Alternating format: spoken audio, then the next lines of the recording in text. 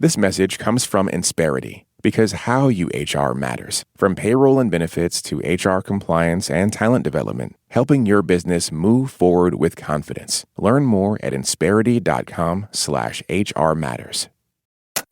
This is Planet Money from NPR.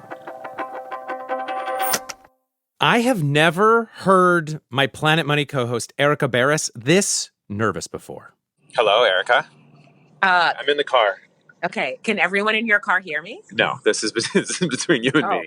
Erica had essentially dropped everything to fly to Los Angeles because there was a chance she might get inside the room, inside the system, maybe even participate in the system, where a relatively tiny group of people decide what products we all get to see and choose from when we walk into the country's biggest stores. All right, so where are you right now? I am in my hotel room about 2 miles from the Exploding Kittens office. Exploding Kittens is the company we've been working with to create the Planet Money board game. If you're new to this whole project, cue the recap. We are making a game. Me and you all listening at home, and Erica Barris too. Erica, come help me with this recap, yes? Yes, gladly. In previous episodes, we've told you the story of how we partnered with the game company Exploding Kittens to try and design a game inspired by the Nobel Prize-winning economics paper, The Market for Lemons. That paper is literally about asymmetric information in the market for used cars. But, broadly, it's about how making deals when one side knows more than the other side causes chaos, distrust, and ultimately destroys a market. Our game version of that is not about used cars. We decided it should be about monsters, and we chose a name. It's called Sell Me a Sasquatch. Sell Me a Sasquatch. Now, you, listeners, you helped us refine this game, and in it, our players have hands of cards with cute little mythical creatures on them, and then the players offer deals to each other, trying to get the best creatures, but also maybe trying to trick their friends into accepting terrible creature cards because asymmetric information. You only ever have to show part of the deal. One of the reasons we decided to make this game in the first place is so it could be our Trojan horse to report inside a world that no other Planet Money project has entered. The real shelves at real big box retail stores. And we think making an Exploding Kittens party game gives us the best chance of sneaking into that world. So, yes, that's the deal. And that is why Erica was at Exploding Kittens headquarters in Los Angeles. It's why they had told her essentially to drop everything because two representatives from a humongous big box company were on their way to visit the Kittens office. Those representatives are board game experts traveling the country, sifting through hundreds of new games to decide which handful of new games will get space on their company's shelves. This is the moment if we want to get the Planet Money board game into big box retail. So I am doing this call with you, and then I'm heading over there. Okay. And are you going to get in the room for the pitch? Like, where did this land? It landed. They emailed me last night, and he said, got confirmation that you can be in the room for the pitch. So I know. Part of me was like, maybe I don't have to do this. But yeah.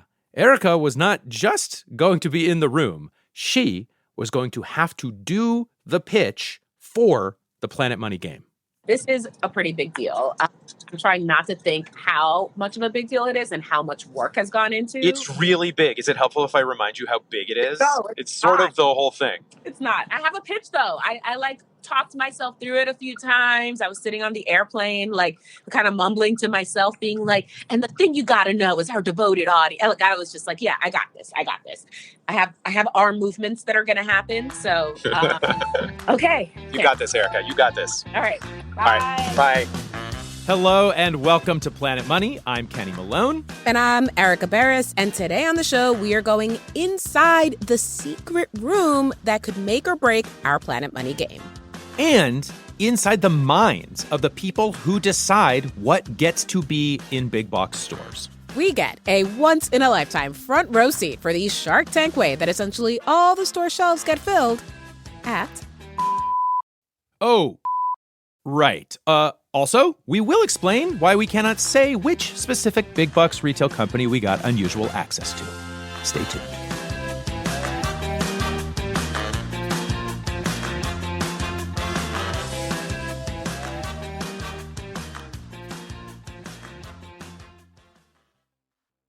This message comes from Great Wolf Lodge, where there is adventure for the whole family. You and your pack can splash away in the indoor water park, where it's always 84 degrees and filled with fun, from water slides to pools, a lazy river, and more. Plus, adventurous attractions, delicious dining, spacious suites, and daily entertainment, all under one roof. With 22 lodges across the country, you're always just a short drive away. So bring your pack together at a lodge near you. Learn more at greatwolf.com.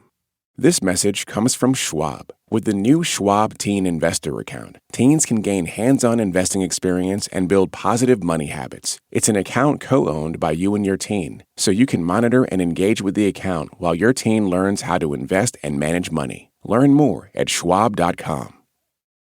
I was somewhat stunned to learn that in the United States, 81% of our retail buying is still happening at brick and mortar locations. Like 4 out of every $5 we spend on retail purchases is at a physical store, according to a report from Capital One.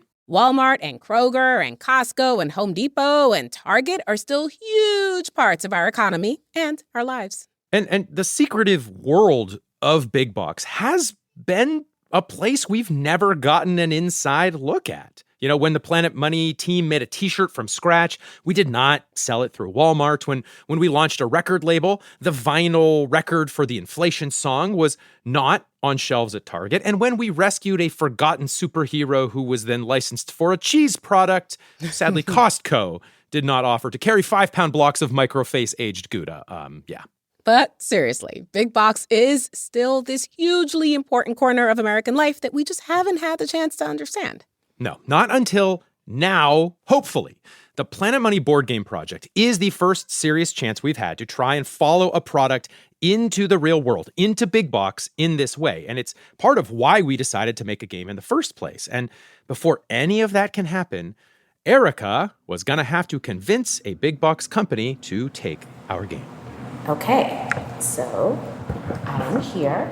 It is 6 hours before Erica's big pitch meeting. Yeah, I arrived extra early at the Exploding Kittens headquarters near West Hollywood. Hey, Thor. How are you? Nice to meet you. Here, I can put my mic down for 2 seconds. That is Thor Ritz you hear there. He has been helping us for over a year to make our game. And the moment he walks me into their big open floor office space, you can tell everyone is heads down, preparing for this hugely important meeting. Any luck, Steve? Will those work? They might. These are the beanbags for the game you just looked at. Thor and I walk past the team huddled over a new dice game that's top secret. But it's one of the games that we're pitching, lightning dice. There's a small team doing last-second experimenting with a new plastic material that sort of explodes in this fun, surprising way. So then I just sort of pop it down? Yeah. All right. Woo. Yeah, the office is full of people putting the final touches on game prototypes. Ours is one of 13 prototype games that Exploding Kittens is planning to pitch to the representatives from... Yes, we have arrived at the situation. So we are not saying the name of the big box store coming to the office today because Exploding Kittens told us who they're talking to, the deals they're making. This is the kind of stuff that, makes or breaks their business. And so we agreed to not record the actual pitch meeting and to not reveal the actual name of the big box store in that meeting. But suffice it to say, Exploding Kittens was taking this company's visit very seriously. Yeah, let's go through seating where everyone should sit. It is now T-minus 1 hour until the meeting. And Thor and I jump onto an emergency pitch prep call. How's everyone doing? Yeah, no, I'm good. Okay. I do have a lot of notes. Ilan Lee is the co-founder of Exploding Kittens. He has become our friend, our co-pilot, our general sage through the Planet Money board game project. Should I be nervous? Oh no. They're really good guys. However, they've seen the best games in the world fail without proper marketing support. So our goal today is to say, okay, we all love this game. Everyone who plays this game loves this game. Now we're going to tell you why it's also going to be the best-selling game of all time. Yeah, big box companies have small armies of buyers in charge of finding and buying the things for their sections of the store. There are baby aisle buyers and cosmetics buyers and food buyers. And today, the Exploding Kittens office is going to be visited by the board game buyers from the big box store that shall not be named. This whole song and dance is part of something called line review, as in a seasonal review of product lines. Retail buyers have to regularly look at what's on the shelves in their sections of their big box stores and decide what to keep, what to get rid of, and, most importantly for us, what new products to add for the upcoming season. But here's the thing. This line review, this only happens twice a year. This really is our one chance to get a prototype of our game in front of the big box stores and then ask them, do you want to pay us to make tens of thousands of these things for you? And Thor tells Erica she's going to have very little time to make that case to the big box store. We're probably talking between 3 and 5 minutes of... You're saying do not bring this entire notebook. Yeah. I think you can aim for the upper end of that, like closer to 5 minutes. So, Alon explains that the plan is he'll be on a big screen in the room and do the setup. He's built a lot of trust with the buyers at this point. He's not worried about convincing them that the game is good.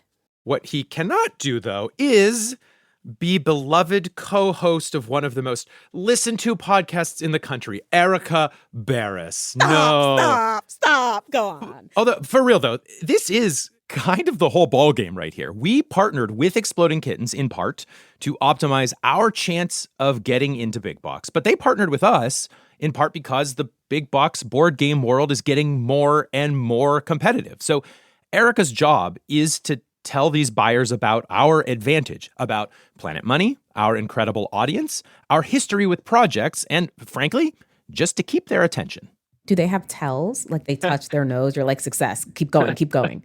I've certainly have seen them do things that mean they're definitely not going to buy it, which is like if they start checking their phones halfway through.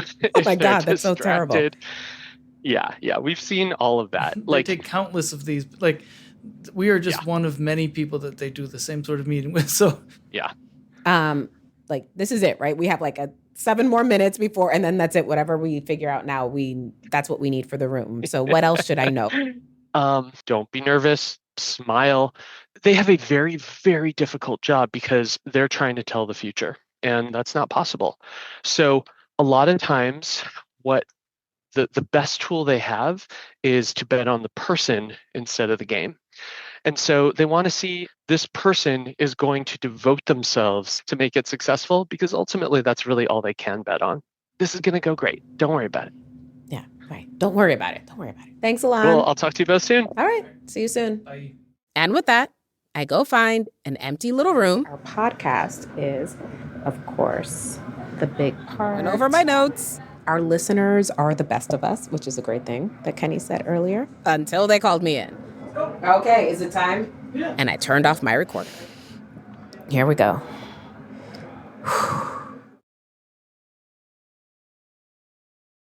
Erica, Yes. tell me everything. How did it go? I'm so excited. Okay, I'm going to walk you through the whole thing. Immediately afterwards, while Exploding Kittens was pitching its other games, I call Kenny to tell him everything. What are the first things that someone says in the room? Erica, sit down. Was the first thing I heard. Wait, were you like standing too long or something? Did you forget to sit? I was standing there. I was like, do I stand for my presentation? And I was like, what is this? Like, I'm ready to go, you know? So I walk in, I sit down eventually. Ilan is up on the screen. And he's like, this collaboration is the thing he's most excited about, and so on and so forth. And he's like, and Erica's here. And I was like, that's me, you know. And I don't even know what happened. I was just talking. I just was blah, blah, blah, Microface, blah, blah, blah, Planet Money, blah, blah, blah, devoted audience. So, yeah. So what did they seem to respond to? So this is interesting. They did not respond to anything to do with the actual game. Oh, what? Or Planet Money, for that matter. Like, they just took that for granted. And they just kind of nodded and smiled. But they had concerns. And Erica explained they seemed a little worried about who the game was for exactly. Kids, teens, adults, and also the number of players. Is there a 2-player version? But it seemed like the primary concern was about money, the price of the game. They were like, it kind of almost feels like it should be one of those $9.99 card games, but it's that's too cheap. actually, yeah, it's tricky. So they're like, it's not a $10 game, but it doesn't seem like a $20 game. Like, that did not seem great to you and me, Erica. No? Like, it almost sounded like they did not know what to do with our game or like how to place it exactly. Right. But the next day, hello, can you hear me? Hey, yeah, I can hear you. I called Alon, who had heard that price stuff very differently than the way we did. They did ask one question, and I think it was very telling. They said, how set are you on the price point? And that, for me, that's when like little confetti bombs started going off in my head, because that was like, oh, they're not asking about whether or not they should sell this thing. They are now asking about the best way to sell it. Alon explained that if you think about a board game, our board game, there is a huge range of possibilities for what the final product would or could actually look like on a shelf. You know, we've just got a prototype for now.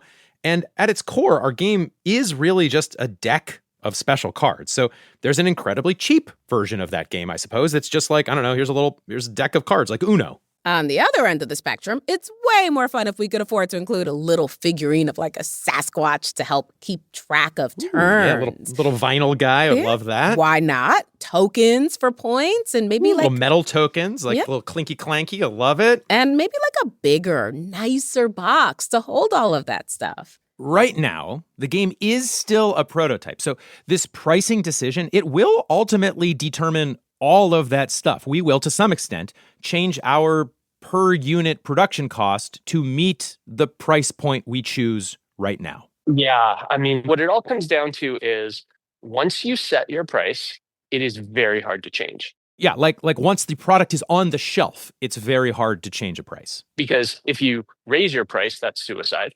And if you lower your price, then suddenly it looks like you're discounting it. Like suddenly you're just trying to get rid of a cheap thing. So it's so important to nail it the first time.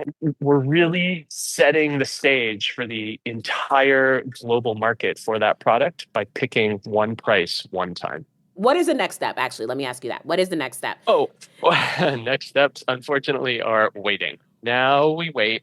I never think of anything as a done deal until we get the paperwork, which means that as enthusiastic as they are and as excited as they are, who knows? Maybe the next meeting we'll present 20 games and every single one of them is AAA and we just get knocked away. So all of that's possible. And now we wait. And that wait, it did give us some time to do some reporting because, sure, we'd been inside the room with the buyers, but we wanted to know what was inside the mind of those buyers when Erica was pitching. So we made some phone calls. Okay, so you essentially have sat on the other side of that table.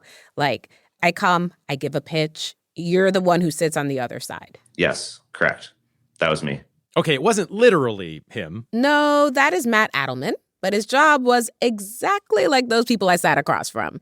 Specifically, Matt was a big box buyer. Yeah, Matt worked for Target, and he sat through hundreds of these types of line review meetings. And for Erica, she was a nervous wreck. We asked Matt, what is this moment like from your perspective, from a buyer's perspective? What are you thinking? I don't know. I'm like, here we go again. Where's this conversation going to go? It's very routine. If there's 100 line review submissions, about 30 of them actually get a line review meeting. Of the 30 that get a line review meeting, 3 to 6 of those brands ultimately get on the shelf. That's it. It's tough. Wow. Now, Matt was not a board game buyer specifically. When he worked at Target, he was in charge of deciding what to buy for the deli and prepared foods aisles. Hummus, charcuterie, potato salad, regular salads. But he told us, honestly, when it comes to big box, hummus, board games, it's all the same. It's the same process. Like it's putting a box on a shelf, whether that's food, whether that's beauty, whether that's a game, like the same thoughts go into it. The same analysis goes into it. The same, is this going to work or not? The same financials on the back end, right? Like how many dollars did you generate? How much margin did you return? Is it working or not working? It's all the same. So our question for Matt was, in a pitch meeting like Erica's, pitching a brand new game, what would the buyers on the other side of the table be thinking? At the end of the day, what am I really thinking is this going to sell? If I bring this in, I have to replace something, right? You're going to take a spot on the shelf at the expense of somebody. Are you going to do better than that thing that I take out and put you in for? And there is a set amount of space in a store for this category. And I need to make that space as productive as I possibly can. Big box retailers will use these like blueprints of store shelves called planograms. And Matt says that's one of the things in his mind during line review pitches. He's kind of mentally playing retail Tetris. And then when the meeting's over, yeah, we are waiting, but this is when the buyers like Matt have to really get to work. If they like something, if they like our pitch, they still have to then make a pitch to their bosses. Remember the nerves you had, I'm sure, sitting in the line review pitching to the buyer. Oh, yeah. Well, now the buyers get to go to their VPs or their SVPs and say, here's my planogram. Here's what I want to do. And now the VPs and all the senior leaders get to go, what about this? And they challenge you like crazy. And so now I need to pitch my stuff to them, just like you had to pitch to me. And there's tons of pushback and there's tons of, I don't know, I don't agree. What about this? What about that? That you have to defend as a merchant. And if you can't defend it, you better go fix it. So just to recap the path to a big box shelf, there are like 5,000 new board games every year. A tiny, tiny fraction will actually get to be part of a line review pitch. An even tinier fraction will get the buyer's attention. And those still have to go into planograms that get pitched to VPs and SVPs before games actually get ordered for the real shelves. But none of those games had Erica Barris in the room for their line review. How often do you have, like, somebody who is not in the industry, like, say, a podcast host, pitching the retailers on an item? Yeah, 10 years ago, not very often in today's world. If you think about all of the creators and all of the influencers and all the people that have built a following, it's a lot of them are spinning up products. And they show up. They show up. Okay. Maybe not as special as we were hoping. Anyway, all of that is why getting into big box is a very serious business. And apparently, well, we have to wait so long to hear anything about how our pitch meeting went. It was months and months and months of nothing. During that time, Exploding Kittens did do a similar line review pitch process with other big box retailers. More pitches, better chance someone picks us up and tells us, go forth, make a bunch of games for us. And then, nearly 5 months after I'd been in LA pitching the buyers, Alon from Exploding Kittens got in touch and said, we have to meet. We have so much stuff to talk about. We have some updates maybe from retailers, if you want to start there. Okay. That is Stephanie Pesta, Senior Creative Operations Manager at Exploding Kittens. Erica and I, and our boss, Alex Goldmark, also on the call, we all start to lean into our Zoom screens. And Exploding Kittens cut straight to the chase. The exciting retailer news is that for the two big retailers in the U.S., the Planet Money game, Sell Me a Sasquatch, has been accepted full chain throughout North America. Holy moly. That sounds big. What? Is that big? It's literally as big as a thing could be, yes. Yeah. Both retailers. Both, yes. Two of the biggest big box retailers in the country both placed orders to buy and carry Sell Me a Sasquatch on their shelves. Did they say how important it was that Erica did the greatest presentation of all time? Or I don't think. Did anyone? So look, I don't think they're used to that. I think that was brand new for them. I think like those meetings are normally so dry and so boring, and it's just it's the same people having the same discussions over and over. But we had a celebrity in the room. Oh my, who? It was you, Erica. When we talked to the former buyer, Matt, he had told us that having a special person with a special product was getting more and more common, and it turns out that's way more true in the food and cosmetic space. Think Rihanna's makeup line or Mr. Beast's chocolate bars. Apparently, for board games, though, it was still genuinely novel and exciting to have the one and only Erica Barris from Planet Money in the room. And Erica pitched her little heart out, and they were amazed. And I think they walked away from that just thinking like, wow, this is new. Nobody's doing this.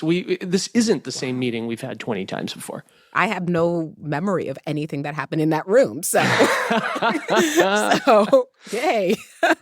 All told, Exploding Kittens got a first round of orders for about 100,000 units of our game. Anyway, it is now official, like absolutely official, done deal. The orders have been placed. I wish I had confetti. I'm going to blow this mic out if I'm not careful. This is so exciting.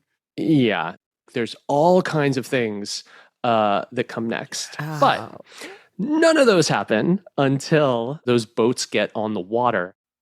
Oh, we still have to actually make and get the games to and...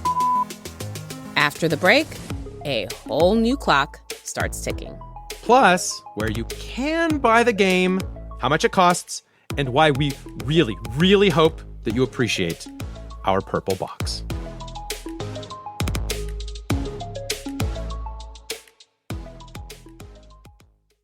This message comes from Schwab. With the new Schwab Teen Investor Account, teens can gain hands-on investing experience and build positive money habits. It's an account co-owned by you and your teen, so you can monitor and engage with the account while your teen learns how to invest and manage money. Learn more at schwab.com.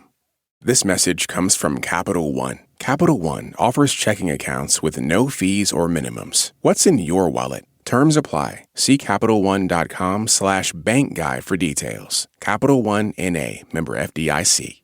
Support for this podcast and the following message come from Rula. Have you ever thought about getting therapy, but talk yourself out of it? Rula makes accessing quality mental health care affordable, with sessions costing an average of $15, available next-day appointments, and over 120 insurance plans accepted nationwide. If you're ready to stop talking yourself out of finding care and making progress, head to Rula.com. That's RULA.com and take the first step. This message comes from Bombas. From sharks to burnt hot dogs, comfy footwear is the last thing you want to worry about this summer. Bombas sandals and slides are perfect for beach days, barbecues, and everything in between. Go to bombas.com/NPR and use code NPR for 20% off. 1 month after learning the great big box news, Kenny and I were both summoned to Exploding Kittens headquarters. All right, Alon, where are we going? Let's go in here. Okay. Welcome to the Planet Money conference room. Wait, the Planet Money conference room? This whole room is devoted to the Planet Money game. Covering the biggest conference table you've ever seen, cards showing all kinds of mythical monsters and boxes with our Sasquatch and our game logo, and oh my goodness, so many versions of instruction booklets. These are very nearly the final prototypes, but apparently we still have a gazillion small decisions to make. And like at the end of today, that's it? That's it. We're locked? We're locked. We have to be locked, actually.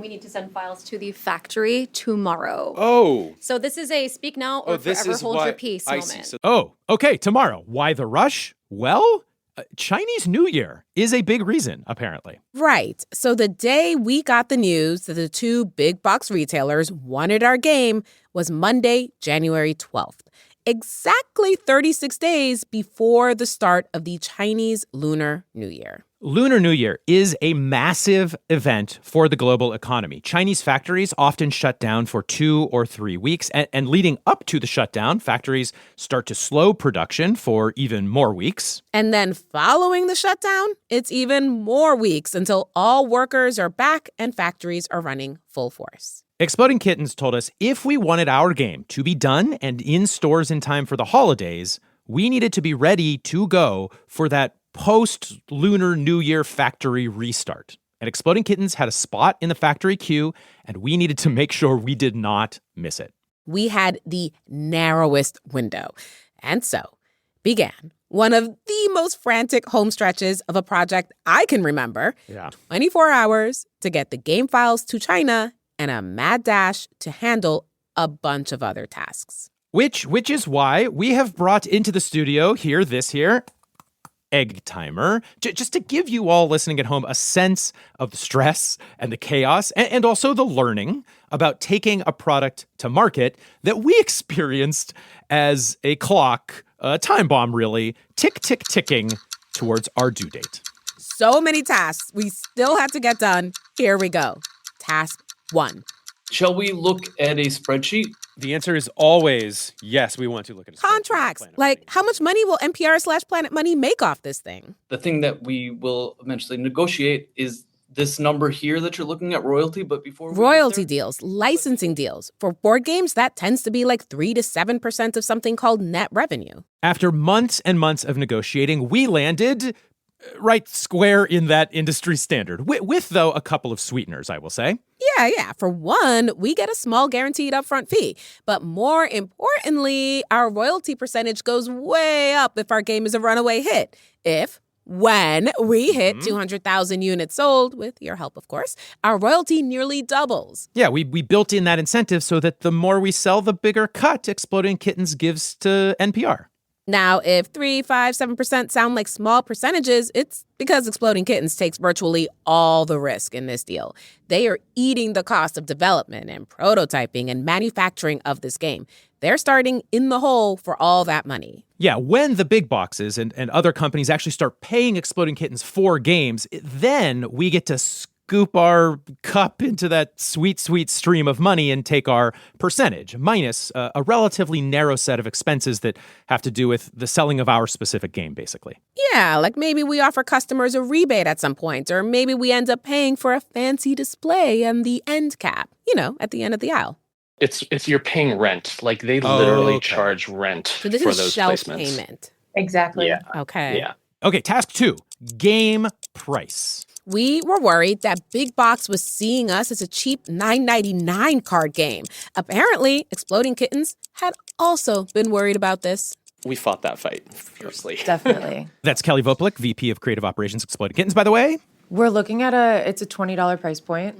And that screams multi-generational family party game. In the end, Exploding Kittens got Big Box to agree to an MSRP, a manufacturer's suggested retail price of $19.99.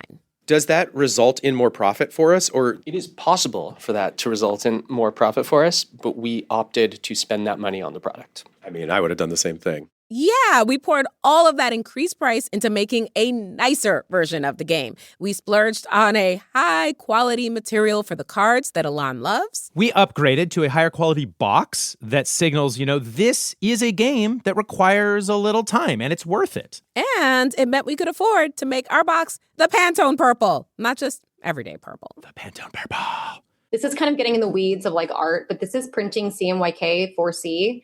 And when we tested it like in the office, it was just kind of dull and not bright and looking really muddy. So we made the decision to like go forward with a Pantone, a little bit more expensive, but like you can see how much impact it has. It's glorious. Pantone is a whole color system where you pay extra because the colors can be perfectly reproduced by anyone in the Pantone world. Check out our Planet Money episode about this. So that purple, it was going to cost like 3 cents extra per unit, but I would have paid so much more after seeing it during task 3. So little time. Task 3, the real world shelf test. Feels like we're about to do something bad.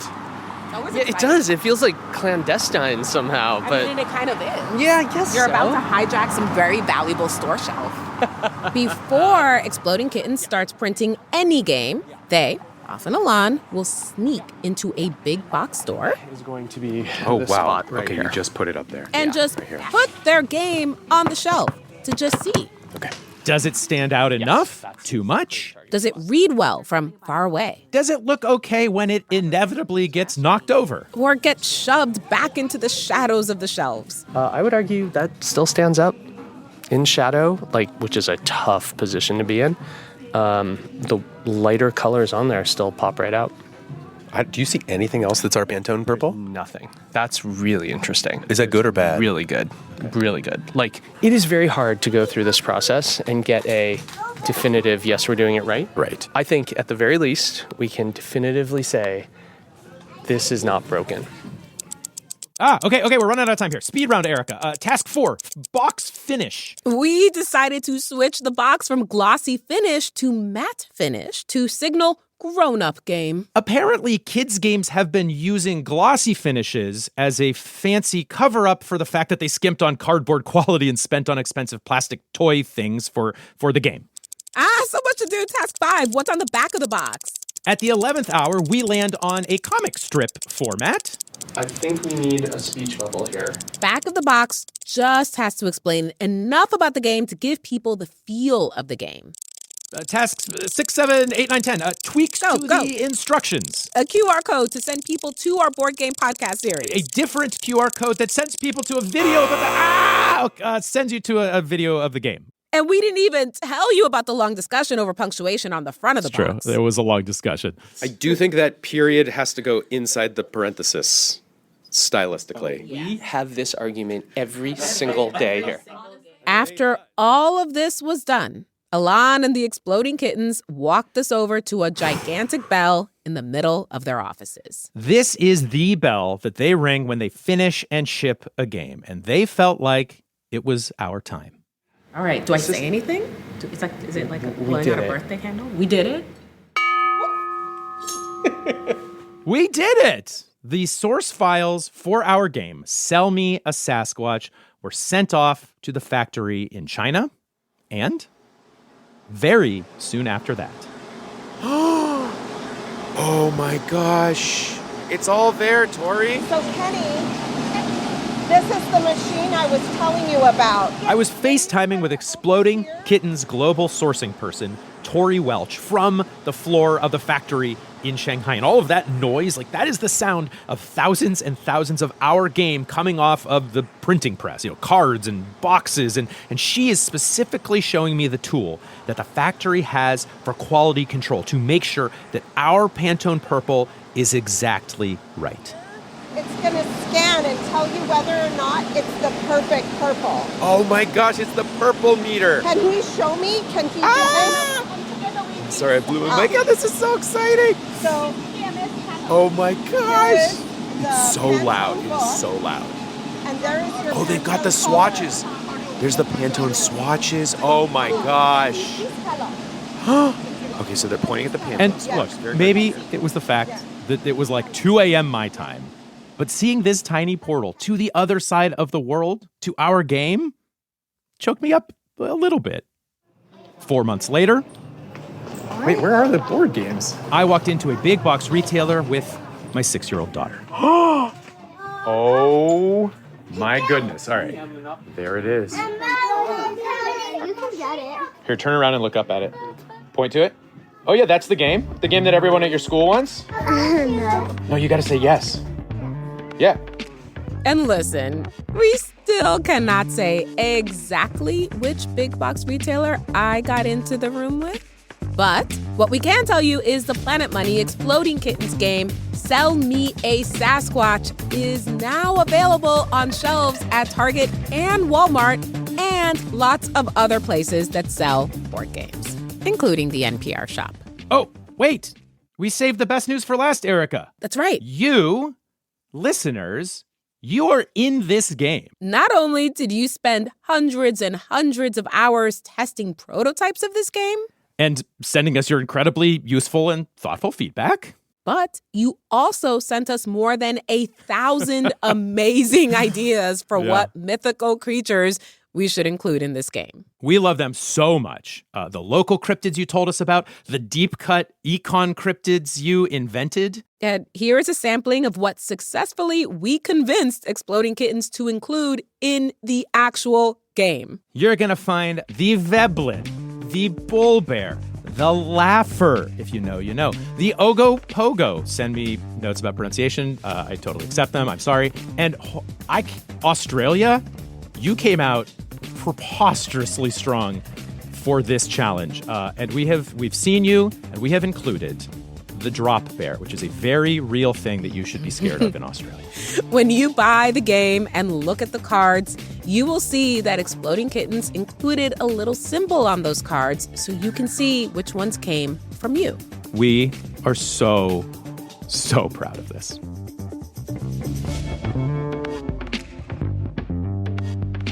If you still want to help out on this project, there's going to be a lot of opportunities. But right now, the most important thing to do is honestly rate and review the game.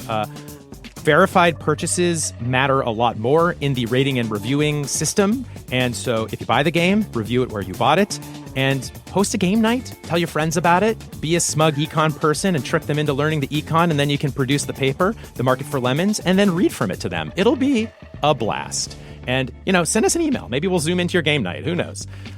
This episode was produced by Emma Peaslee. It was edited by Marianne McCune. It was fact-checked by Sierra Juarez. It was engineered by Robert Rodriguez. Planet Money's executive producer is Alex Goldmark. By the way, you can get our game and lots of other merch at the NPR shop at shopnpr.org. I'm Erica Barris. I'm Kenny Malone. This is NPR, and I have purchased a Sasquatch costume. So watch the socials. This message comes from Insperity, because how you HR matters. From payroll and benefits to HR compliance and talent development, helping your business move forward with confidence. Learn more at insperity.com/HR matters. This message comes from Capital One. Capital One offers checking accounts with no fees or minimums. What's in your wallet? Terms apply. See CapitalOne.com/bank guide for details. Capital One N.A., member FDIC.